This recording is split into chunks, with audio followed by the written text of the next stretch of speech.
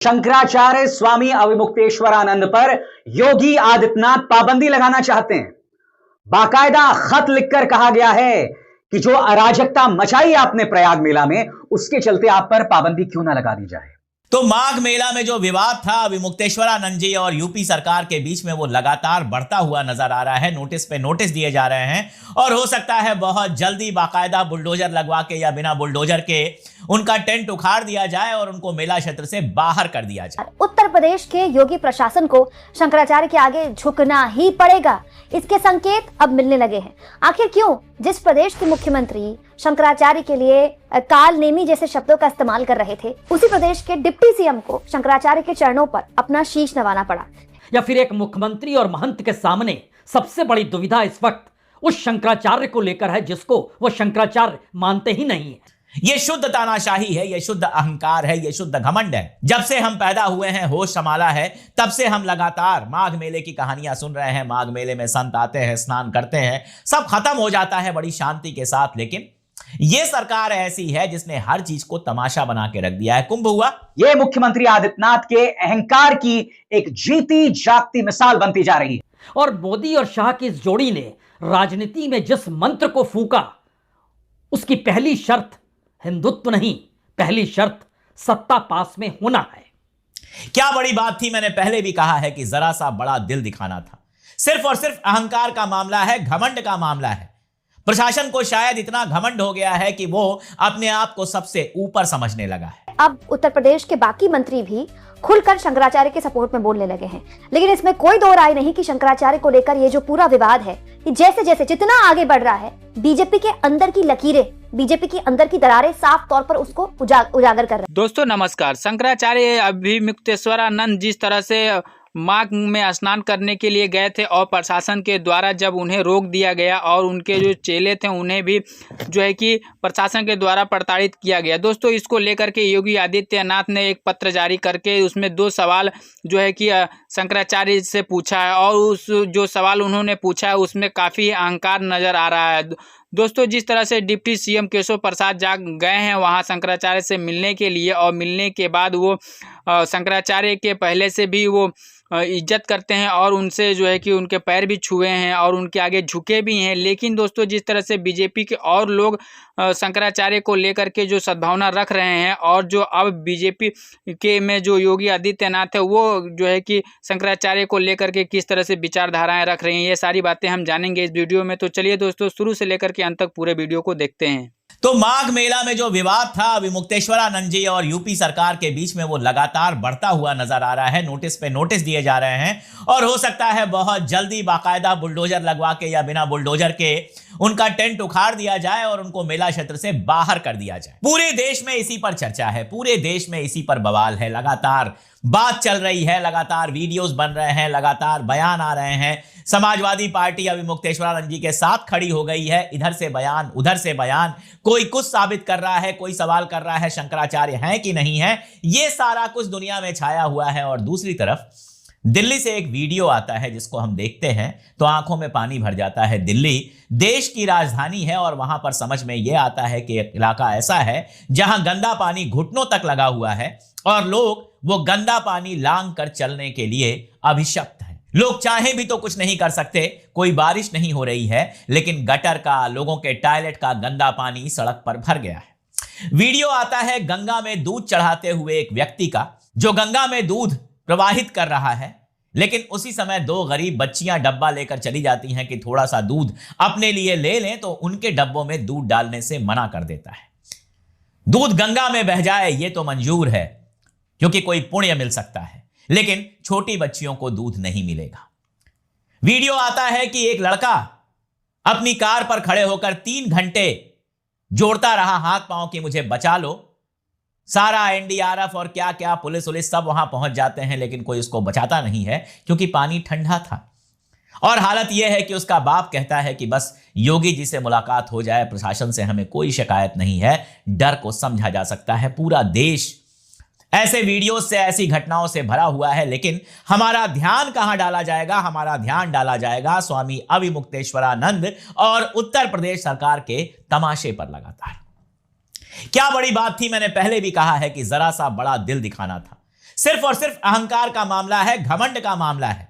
प्रशासन को शायद इतना घमंड हो गया है कि वो अपने आप को सबसे ऊपर समझने लगा। अब उत्तर प्रदेश के बाकी मंत्री भी खुलकर शंकराचार्य के सपोर्ट में बोलने लगे हैं, लेकिन इसमें कोई दो राय नहीं कि शंकराचार्य को लेकर ये जो पूरा विवाद है, कि जैसे जैसे जितना आगे बढ़ रहा है, बीजेपी के अंदर की लकीरें, बीजेपी की अंदर की दरारें साफ तौर पर उसको उजागर कर रहा है। और अब दोस्तों स्थितियां ये हैं कि जिस प्रदेश के मुख्यमंत्री ने इस पूरे विवाद में कालनेमी जैसे शब्दों का इस्तेमाल किया, कालनेमी जैसे शब्द, कालनेमी एक राक्षस है जिसका उल्लेख रामायण में मिलता है, जो रावण का ममेरा भाई माना गया था, उसी प्रदेश के डिप्टी सीएम शंकराचार्य के चरणों पर शीश नवा रहे हैं। दोस्तों इससे पहले केशव प्रसाद मौर्य जो कि यूपी के डिप्टी सीएम हैं, वो शंकराचार्य को भगवान शंकराचार्य कह चुके हैं, उनके चरणों में प्रणाम कर चुके हैं और एक कह चुके हैं कि मामले की जांच होनी चाहिए। अब वो प्रयागराज पहुंच गए। हर किसी को हैरान कर दिया केशव प्रसाद मौर्य ने जब वो इस पूरे विवाद के बीच प्रयागराज पहुंच गए। हालांकि उनकी कोई मुलाकात नहीं हुई शंकराचार्य से, क्योंकि शंकराचार्य जी तो अपने शिष्यों के साथ वहीं पर बैठे हुए धरने पर, लेकिन उनका इस माहौल में प्रयागराज पहुंचना केशव प्रसाद मौर्य का अपने आप में बड़ा महत्वपूर्ण हो जाता है। दोस्तों इस मामले में बकायदा डिप्टी सीएम केशव प्रसाद मौर्य ने बोला है, मुख्यमंत्री जी ने मामले का संज्ञान लिया है, मुझे जब बात करने के लिए कहा जाएगा जरूर करूंगा।